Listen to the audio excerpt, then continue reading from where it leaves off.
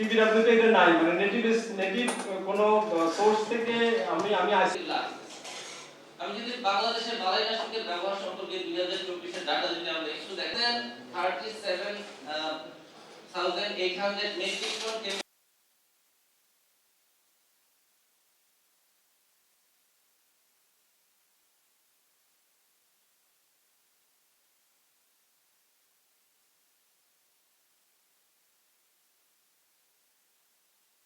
জানি যে যখন কেমিক্যাল বায়োলজিক্যাল কন্ট্রোল বা বায়োপেস্টিসাইড ব্যবহার করা হয় মধ্যে উপস্থিত আছেন professor doctor Masum Ahmed sir, dean in charge faculty of agriculture.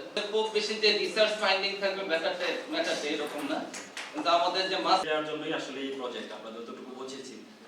এবং এই যে প্রজেক্টটা একটা পেস্টিসাইডের ব্যবহার কারণ কেমিক্যাল পেস্টিসাইড ইকোলজিক্যাল এবং এনভায়রনমেন্টাল পলিউশনের।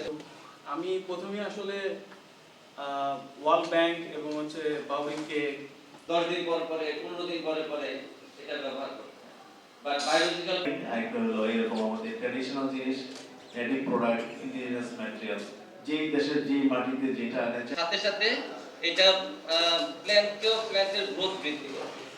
এই জন্য প্রধান অতিথি বিশেষ অতিথি কিন্তু আমার সামনে উপস্থিত